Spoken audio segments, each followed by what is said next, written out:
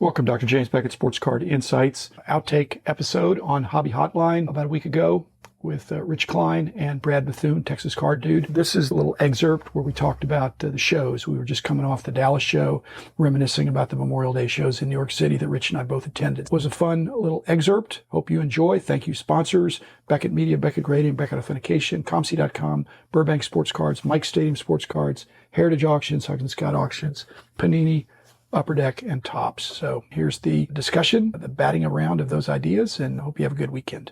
Quick trip back in memory lane. This Memorial Day weekend, in addition to thanking all the people that were veterans, if you're of a certain age like I am, one of the big shows growing up was the Memorial Day weekend show in New York, held by the Gallagher brothers. About 1974 or 5, Marv Albert spent 5 minutes on a Channel 4 broadcast showing his childhood collection, taking film from the show. By the next day, that show had tripled in attendance. It's also one of the shows where I saw one of the greatest fistfights I ever saw in the history of the hobby. Two rival families out of Brooklyn. Jim will probably know who they are if I tell you they're two rival families out of Brooklyn. But that show was a very influential show for 5-6 years. I believe they did programs and buttons. Do you still have any of the buttons? I do. The little button badges that you got for coming in the show. I don't know what I can do with them, Rich. They're probably too easily reproduced, but those were the good old days. They weren't even showcases. People just had stuff on their table, and the volume wasn't there because there wasn't this mass production. If somebody had a full table of cards, they were good cards. The Gallagher brothers would put their cards in rubber bands and put them on the tables.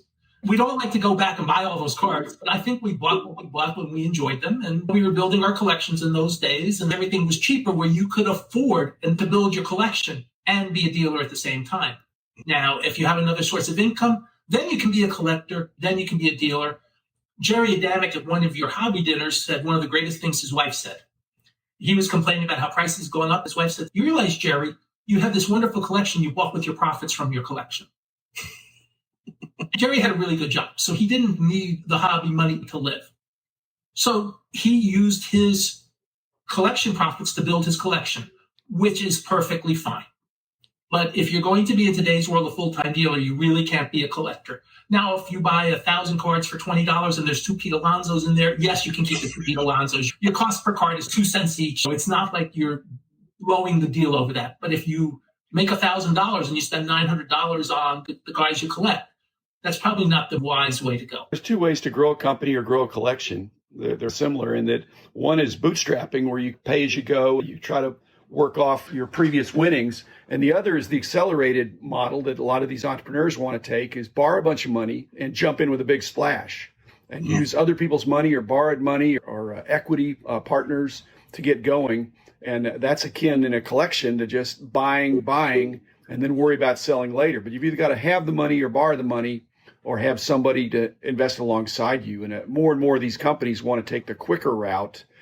Whereas back in the old days, more companies were careful about taking on debt.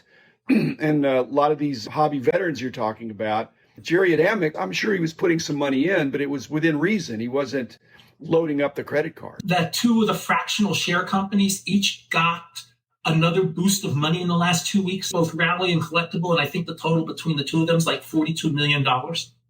My sense is that the fractional field is a much safer bet than the NFT. The NFT has more upside because I think the potential is limitless. You can make something and it doesn't cost you anything to make it, and you can resell it and make money off the trading within your own ecosystem. But I think fractional is a pretty safe bet. When people are loaning or investing money in that category, it's in some sense securitized by the fact that they at least initially own something. Maybe they've overpaid, maybe they can't sell out, but still the security is that they own stuff. When they sell it and they take shares, they get money in where they could pay off the investors. And Did you say some of those were also even more strictly regulated? When I set up a Kyle show, there's no regulation to what I do. You've got a pyramid situation where they get in the money and they're supposed to buy stuff, but then they buy a little bit of stuff, but they take some money out, and then they use the new investors' money to buy more stuff. And all that part, I hope, is extremely regulated. If somebody puts $30 million into a company and it's securitized by $30 million worth of collectibles, the risk is the value of the collectibles could go down, or that the owners could abscond with the funds. But I think they've got a pretty nice business going, and I hope they do well. And I'll never be able to afford, unless I hit the lottery, some of those cards. Mm-hmm. But if I choose to be in those two companies or Alt or any of those other companies, and let's say I have an extra couple hundred lying around, I can then say I own a piece of a T206 Wagner. I can never own a T206 Wagner unless it's a reprint. But there's something nice about owning a share in something. Just there's something nice about saying, I own 5 shares of Amazon or whatever. I own 5 shares of a Wagner. And yes, we as a hobby grew up expecting to own the whole card, 100% of it. But hey, in today's world, if I own 5 shares of Wagner, that's not the worst thing in the world. Back in the day, the old Willow Grove show in the world's worst hotel, where the really smart dealers who had extra money would rent a room at the hotel to do their business and then sleep at a good hotel. The George Washington Motor Lodge could have been the worst hotel in the history of the world. And George Washington may have actually slept, and the rooms may never have been clean since he slept there. But the show began Friday at 7, and Bob Schmier had very strict rules. But if you got to the show about 2 o'clock and you just walked up and down, so to speak, the lobbies outside, half the rooms were open and they were doing business, and they had stuff, and they had stuff, and they had stuff. Despite how much money was done on the show floor, there may have been as much money done in those rooms before the show actually began. That's the closest I can remember to a scene like the Dallas Card Show. My friend Raymond Jones, who was sitting outside the show floor just keeping an eye on things, he was there overnight.